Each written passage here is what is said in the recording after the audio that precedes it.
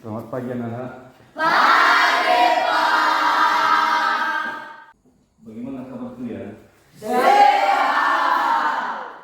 Masuk pada materi kita hari ini, kita perlu menyerahkan diri kepada Tuhan Yang Maha Kuasa supaya kita menjadi pertolongan Tuhan ini. Sebelum kita belajar, maka kita bersatu dalam doa mengatakan dan kita minta. Amin. Baik, terima kasih. Bapak absen ya? Darling, Ayo, Pak. Darni, Hadir, Pak. Renti, Ayo, Pak. Heni, Hadir, Pak. Indah Putri, Hadir, Pak. Yusmawati, Hadir, Pak. ada semua ya? Ya. Baik, anak-anak kami, hari ini kita teruskan ya materi kita, yaitu tentang materi pasar. Bapak tanyakan kepada anak kami, apa itu pasar menurut anak kami? Saya, Pak. Pasar merupakan untuk bertemunya penjual dan pembeli untuk melakukan transaksi jual pembeli. Ya, dulu. Baik, terima kasih. Pasar ya, itu adanya penjual dan pembeli untuk melakukan transaksi. Coba diperhatikan pengertian pasar.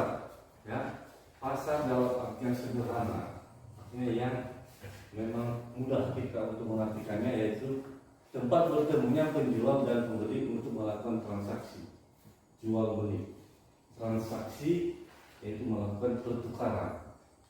Yang membeli memberikan uang dan yang menjual memberikan barang. Ya, di dalam benak kita, ya, di dalam pemikiran kita mengetahui, oh rupanya inilah pasar. Selain daripada penjual dan pembeli yang dikatakan ini pasar, orangnya ramai.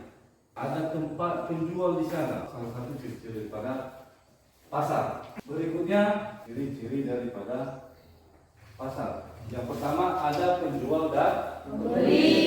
kemudian yang kedua terdapat barang atau jasa yang diperjualbelikan. Yang ketiga adanya permintaan dan penawaran, meminta dan menawar barang. Kemudian yang keempat terjadi interaksi antara penjual dan pembeli. Berikutnya terjadi kesepakatan antara penjual dan pembeli. Menurut anak-anak kami, kalau tidak terjadi kesepakatan antara penjual dan pembeli, apakah adanya transaksi? Akan terjadinya transaksi? Tidak. Tidak. Mestinya harus ada kesepakatan. Ya, berapa harga dan harus dibayarkan. Contoh daripada pasar, perhatikan gambar di atas. Gambar di atas menunjukkan beberapa hal. Apa saja yang terjadi di sana? Apa yang ada, apa yang terjadi? Keramaian. Ya, adanya orang ramai. Ya. Kemudian apa lagi? Ada pembeli.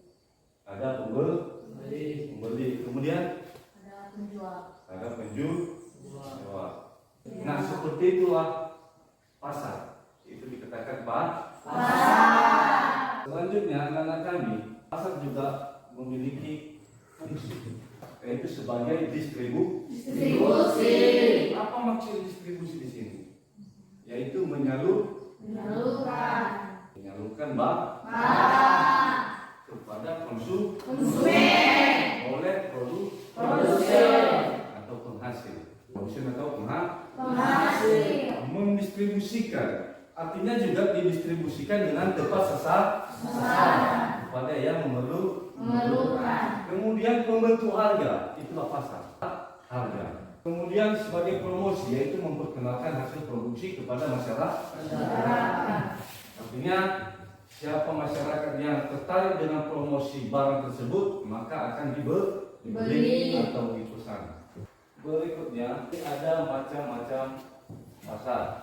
Macam-macam pasar menurut wujudnya, kemudian menurut jenis barang yang diperdagangkan, kemudian menurut luas jaringan Distribusi. kemudian menurut waktu penyelenggaraan, selanjutnya menurut organisasi atau strukturnya, menurut wujudnya. Ada bagi berapa itu?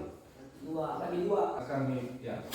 Macam-macam pasar menurut wujudnya terbagi dua, yaitu pasar konkret.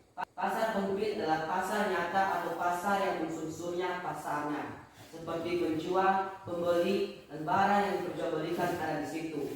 Contohnya dari pasar ini yaitu pasar yang setiap hari kita kunjungi untuk membeli barang kebutuhan sehari-hari. Dua, pasar abstrak, yaitu pasar yang antara penjual dan pembeli dan barang yang diperjualbelikan tidak dapat bertemu langsung di dalam pasar, akan tetapi transaksi dilaksanakan melalui alat komunikasi dan barang yang diperjualbelikan sudah diketahui betul oleh pembeli. Contohnya, kalau kalian ingin pesan pizza, hanya melalui telepon dan barang akan diantarkan ke alamat kita. Nyata dan ada juga yang abstrak, tetapi ada kegiatan transaksi. Nah, kemudian menurut jenis barang yang diperdagangkan, coba menurut anak kami. Pasar barang konsumsi yaitu pasar yang diberikan barang-barang keperluan sehari-hari. Contohnya, pasar ikan, pasar buah-buahan, dan supermarket atau mall. Pasar barang dan produksinya yaitu pasar yang menyediakan keperluan faktor-faktor produksi. Contohnya, pasar ini antara lain pasar tenaga kerja merupakan tempat tenaga kerja mencari lapangan pekerjaan, dan pasar modal. Jenis barang yang diperdagangkan. Tenaga kerja, nah itu tergantung pada kondisi setiap kegiatan yang dilaksanakan. Kemudian menurut luas jaringan distribusi, Setempat yaitu pasar yang digunakan oleh masyarakat di wilayah sekitar dan melibatkan penjual dan pembeli di sekitar daerah tersebut.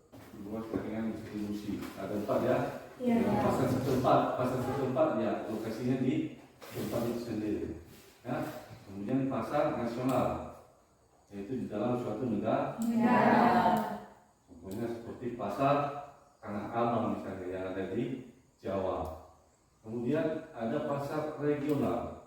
Nah, ada beberapa negara tetapi hanya di dalam kawasan itu sendiri. Misalnya kawasan Asia Tenggara. Misalnya. Kemudian pasar secara internasional, artinya seluruh negara akan melakukan transaksi, baik dia soal ekspor atau impor. Kalau ekspor itu barang perlu, sedangkan impor barang masuk. Misalnya barang dari Singapura ke Indonesia, artinya Indonesia di sana impor barang yang mendatangkan barang, bukan mengekspor. Kemudian menurut waktu penyelenggaraan. Menurut waktu penyelenggaraan terbagi atas beberapa, yaitu 1. Pasar harian, yaitu pasar yang melakukan kegiatan setiap hari, dan 2. Pasar mingguan, yaitu pasar yang diselenggarakan seminggu sekali. 3. Pasar bulanan, yaitu pasar yang kegiatannya sebulan sekali. 4. Pasar tahunan, yaitu pasar yang diadakan setahun sekali. Menurut waktu penyelenggaraan ada pasar harian, mingguan, bulanan, dan organisasi dan seterusnya. Coba. 1. Pasar persaingan sempurna. 2. Pasar persaingan tidak sempurna. Menurut organisasi dan Seluruhnya. kita buat kelompok. Yang pertama kelompok 1, kelompok 2, kelompok 3. Dibagi kelompoknya. Coba mejanya dirapikan, disatukan. 1. Tentukan pasar menurut wujudnya. Kemudian kedua menurut jenis barang diperdagangkan. 2. Luas jaringan distribusi. Untuk kelompok 3, menurut waktu penyelenggaraan dan menurut organisasi dan struktur. Dikerjakan ya, kelompok kemudian nanti dipresentasikan. Silakan anak-anak kami aktif ya, aktif semua. Nah, juga bagian dari penilaian nanti kepada anak-anak kami. Saya hasil diskusi kelompoknya, maka anak kami menyajikan hasil diskusi ya, simpulan daripada tugas yang telah diberikan kepada anak kami. Kelompok yang lain mendengarkan, dan kalau ada juga nanti pertanyaan, kritikan, dipersilakan. Baik. Menurut hasil diskusi kelompok kami, macam pasar menurutnya terbagi yaitu pasar konkret, pasar abstrak. Kesimpulan, pasar adalah tempat pertemuannya penjual dan pembeli untuk melakukan transaksi jual beli. Ada pertanyaan? Kita lanjut kepada kelompok 2. Terima kasih kesempatan yang telah diberikan kepada kami untuk menyajikan diskusi kami di kelompok 2. Menurut Luciana, distribusi jenis pasar berbagi menjadi 4. Yang dipertanyakan dari hasil diskusi kelompok 2 pada kelompok 3. Silakan. Diskusi kami kelompok 3 yaitu menurut waktu penyelenggaraan, yaitu pasar harian 2, pasar mingguan, pasar bulanan yaitu pasar yang kegiatannya sebulan sekali. 4. Pasar tahunan. Kesimpulan kami yaitu pasar adalah melakukan transaksi jual beli. Itulah hasil daripada hasil diskusi kelompok 3. Kalau ada yang ditanyakan, silakan. Untuk kesimpulannya, pasar ini untuk kepentingan kebutuhan manusia atau masyarakat. Kalau tidak ada pasar, tentunya masyarakat di mana mau mencari ya apa yang diinginkan terhadap suatu barang. Dengan adanya pasar, maka di sanalah tempat kalau kita mau mencari apa yang memang dibutuhkan. Misalnya untuk kebutuhan sehari-hari, misalnya beras, ya, ikan, itu kebutuhan pokok yang memang mau tidak mau harus terpenuhi. Karena kalau tidak terpenuhi kebutuhan tersebut, maka manusia atau kita sendiri akan sengsara, sakit, kemudian mati. Itulah salah satu fungsi atau peranan daripada pasar. Ada yang ditanyakan sampai di situ? Tidak, Pak. Kalau misalnya hari ini misalnya ada pekan, ya minggu depan hari Kamis baru ada. Itu namanya pasar mingguan. Mingguan. Itu juga misalnya bulan ini ada, kemudian baru ada bulan depan. Itu dikatakan pasar Misalnya ada perdagangan yang dilakukan, ya perdagangan antara Malaysia dengan Indonesia, itu dikatakan pasar regional. Nias dengan Sibolga itu pasar nasional. Ada lagi pertanyaan? Tidak. Yang saya materi kita kali ini tentang pasar, tugas di rumah. Yang berikutnya yaitu tentang harga. Akan tiap kelompok membahas atau mencari tahu tentang harga. Minggu depan kita bahas tentang harga. Kembali ke semua anak kami.